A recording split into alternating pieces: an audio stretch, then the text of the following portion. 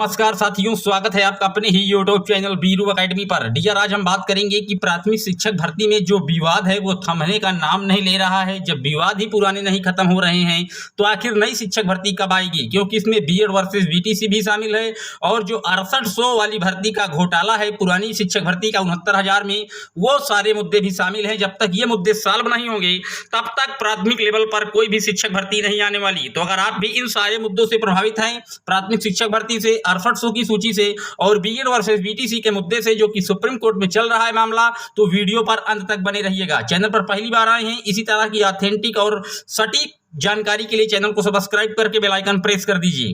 Dear, आज पहले हम बात करेंगे 69,000 के मामले की।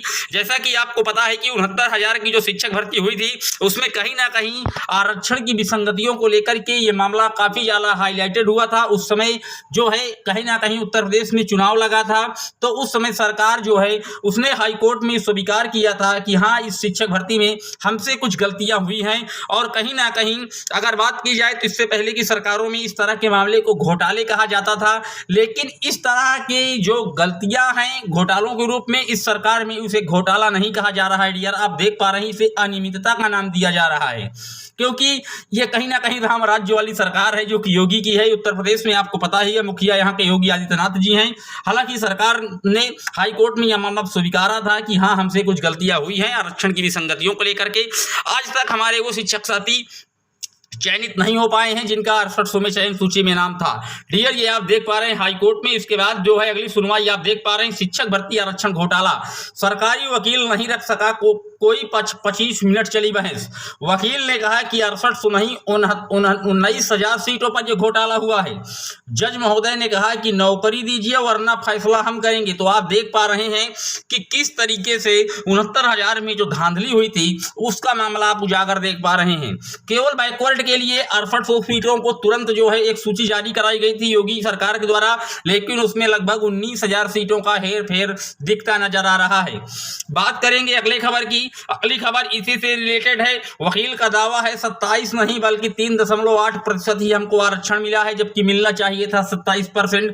यह 69,000 शिक्षक भर्ती का मुद्दा है। डियर, उसके बाद जो 69,000 में गड़बड़ियां हैं, इनको देखते हुए सरकार के बार बार मंत्री जी है जो बेसिक के माननीय, वो यही कहते नजर आ रहे हैं कि कुछ पुराने मुद्दे उलझे हुए हैं, वो जैसे ही सॉल्व हो गए तैसे ही पुरानी नई भर्ती हम निकालेंगे प्राथमिक में। डियर, मैं आपको बता दूं, पुराने मुद्दे अभी फिलहाल में सॉल्व होते नजर नहीं आ रहे हैं। ये आप पुराना मुद्दा देख पा रहे हैं 69,000 शिक्षक भर्ती का, जो कि सॉल्व ही नहीं होता नजर आ रहा है। अब बात करेंगे एक और पेंच की, जो सबसे बड़ा पेंच है वो कहीं ना कहीं बीएड की पात्रता विवाद को लेकर के है। बीएड वर्सेस बीटीसी का जो मामला सुप्रीम कोर्ट में लगातार चल रहा है, दूसरा विवाद ये चल रहा है। जब ये लगातार विवाद चल रहे हैं, विवाद ही नहीं थम रहे हैं, तो नई शिक्षक भर्ती कैसे आएगी? कभी आप देखते हैं कि सुप्रीम कोर्ट ने भी एक ट्वीट करके ये जानकारी दी थी कि जितने भी पहले 28 जून 2018 के बाद के गजट के बाद बीएड प्राथमिक में जिस राज्य सरकार की भर्ती में सम्मिलित हुआ है, उन सब का जो नियुक्ति पत्र है वो सुप्रीम कोर्ट के आदेशानुसार होगा। अब ये देखिए, ये कहीं ना कहीं एक खतरे की घंटी है बीएड साथियों की जो चयनित हुए हैं, उनका भी रिजल्ट, उनका भी जो नियुक्ति है वो सुप्रीम कोर्ट के दायरे में आ रही है। अगर सुप्रीम कोर्ट ऐसा कोई डिसीजन देता है जिसपे बीएड साथियों के ऊपर खतरा बढ़ता है, तो जो टीचर नौकरी कर रहे हैं उन पर भी कहीं ना कहीं खतरे की घंटी बज सकती है। हालांकि जो शिक्षक साथी साल 2 साल से नौकरी कर रहे हैं, फिर उनको पुनः बचाने के लिए राज्य सरकार उनकी तरफ से पुरजोर समर्थन करेगी, लेकिन ये कहीं ना कहीं मामला उलझाया जा रहा है। आप देख पा रहे हैं, केवल प्राथमिक शिक्षक भर्ती जो लगभग 4 से 5 सालों में नहीं आ पाई है, उसको और दूर करने का प्रयास ही लगातार किया जा रहा है। बीएड वर्सेस बीटीसी की बात करें तो यह मुद्दा सुप्रीम कोर्ट में चल रहा है और इसकी अंतिम सुनवाई अब 16 नवंबर लगा दी गई है। पिछले सुनवाई में सॉलिसिटर जनरल जो है उनका कुछ निजी व्यक्तिगत रीजन था और बीएड की जो वकील साहिबा थी उनका भी कोई घरेलू व्यक्तिगत रीजन था, इसलिए उन्होंने अधिकतम समय 2 सप्ताह का मांगा और सुप्रीम कोर्ट ने इसकी डेट 16 नवंबर तक टाल दी।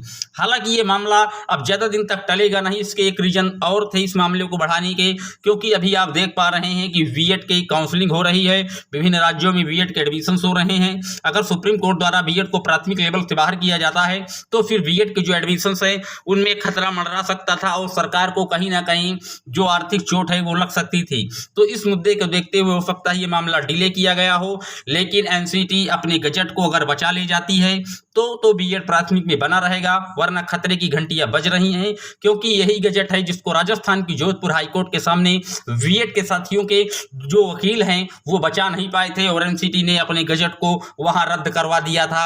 आप देखे हैं पूरी पुरजोर समर्थन किया था, लेकिन राजस्थान की हाईकोर्ट ने उनके गजट को रद्द कर दिया था। यह वही गजट है जिसको हाईकोर्ट ने रद्द किया है जोधपुर की। अब सुप्रीम कोर्ट में उसी गजट को कैसे सही साबित करा पाएगी एनसीटी, ये देखने वाली बात होगी। लेकिन कहीं ना कहीं अगर देखा जाए तो बीएड साथियों पर इस समय खतरा मंडरा रहा है, क्योंकि ये गजट एनसीटी अपनी मजबूती के साथ पैरवी जरूर कर रहा है, लेकिन उसका जो रुख है वो कहीं ना कहीं कुछ ढीला रवैया जरूर समझ में आ रहा है। लेकिन शिक्षा मंत्रालय हो, बात करें एमएचआरडी की, बात करें केंद्र की सरकार की, तो बीएड के साथ खड़ी है, इसमें कोई दो राय नहीं है।